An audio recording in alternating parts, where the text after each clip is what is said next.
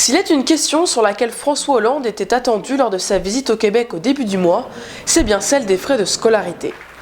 Établie en 1978 et remise en cause par le gouvernement québécois, cette entente pourrait bien laisser place à un nouvel accord, garantissant un nombre plus élevé de Québécois dans les établissements français, comme l'expliquait Philippe Couillard dans une conférence de presse le 4 novembre dernier.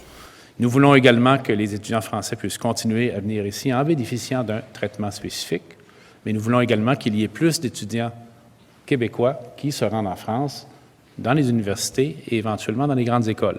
Voilà les objectifs sur lesquels nous nous sommes entendus.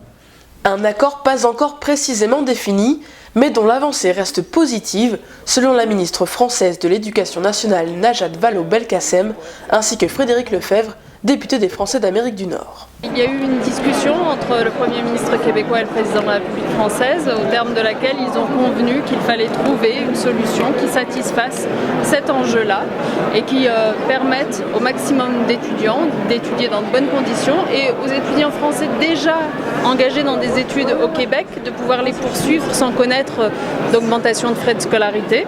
S'agissant des étudiants à venir, la question du montant de ces frais de scolarité va être décidée dans le cadre d'un groupe de travail qui est désormais en place et qui va nous permettre, je l'espère, de trouver un équilibre satisfaisant de part et d'autre. Ici, que l'on puisse recevoir de plus en plus d'étudiants avec une vraie diversité sociale d'ailleurs, et en France, que l'on puisse aussi augmenter le nombre d'étudiants québécois dans l'université comme dans les grandes écoles. Aujourd'hui, avec la volonté partagée de la France et du Québec de conserver une spécificité pour la jeunesse de France et la jeunesse du Québec, et la volonté de trouver un chemin d'une entente. Donc évidemment, c'est une bonne nouvelle.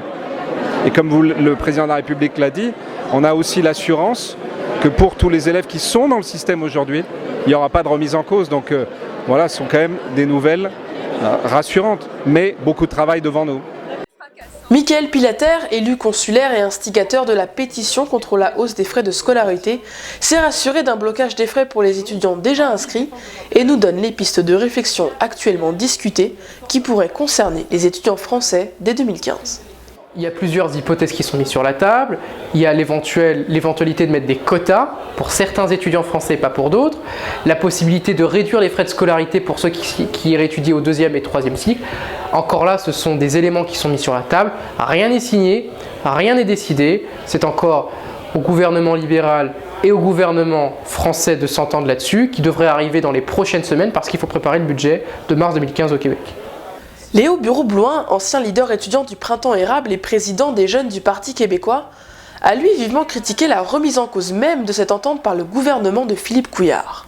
Au-delà des arguments économiques, j'ai vraiment l'impression que le gouvernement qui est en place ici à Québec, il y a aussi une volonté politique de vraiment circonscrire le Québec à son statut de province et limiter ses ambitions internationales. Donc c'est ce qui m'inquiète parce que je pense vraiment que cette entente sur les droits de scolarité s'inscrit vraiment dans une longue tradition où il y a des échanges bilatéraux entre la France et le Québec.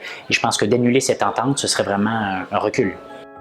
En somme, les étudiants déjà inscrits peuvent être rassurés de ne pas voir leurs frais augmenter, mais les spécificités franco-québécoises en termes d'éducation pour les prochaines générations restent, elles, indéterminées.